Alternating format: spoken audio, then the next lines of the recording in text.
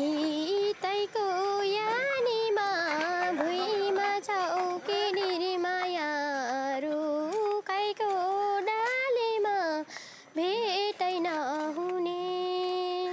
आजभन्दा झन्डै 6 वर्ष अगाडि हामीले भेटेका थियौँ 13 वर्षकी जुनतारालाई काठमाडौँको एउटा इटा भट्टाको झ्याउरीमा।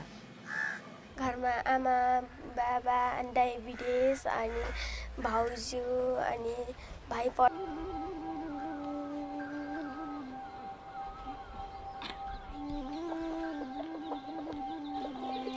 कता देख्यो कि भेट्नु आएको नि त जुनतारालाई।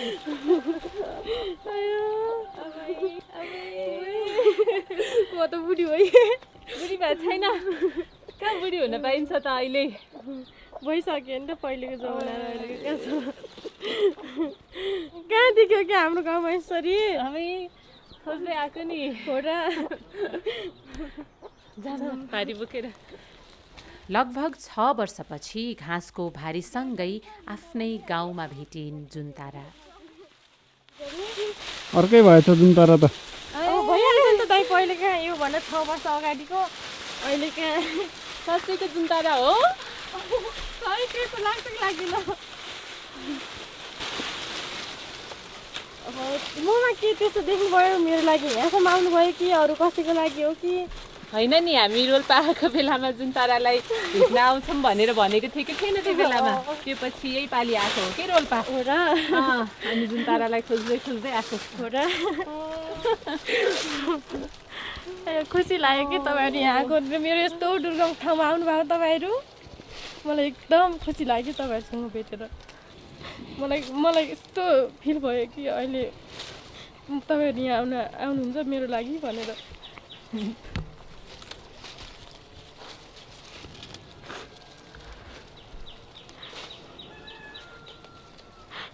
ममा के छ र त्यस्तो मलाई भेट्न आउनुभयो यहाँ।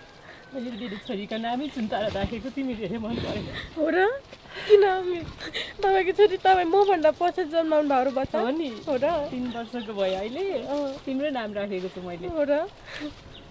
मेरो छोरी पनि 3 वर्ष पुग्छ अब हो। अब असारमा 3 वर्ष पुग्छ। किनभने हेर्नु यस्तो हालतमा बस्छु म।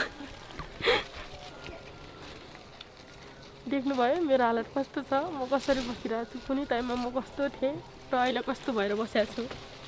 देख्नुभयो तपाईँहरू जस्तै जिम्मेवारी बोकेर बसिरहेको छु म बिहे गरेर। तर खुसी लाग्यो।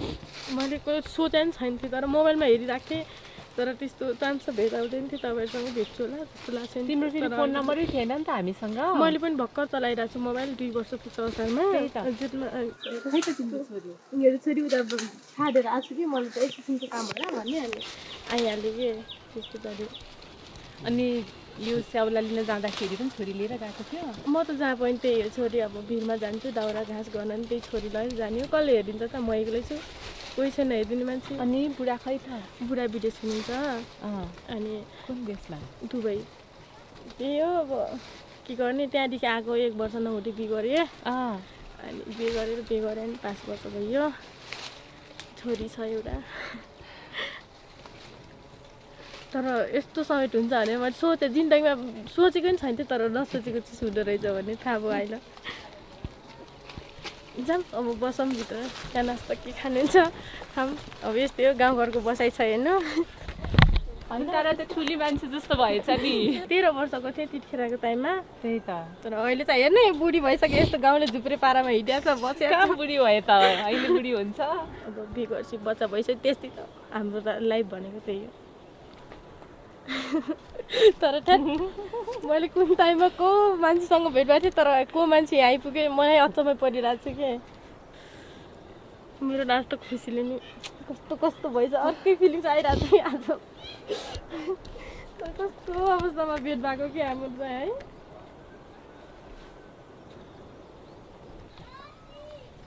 है।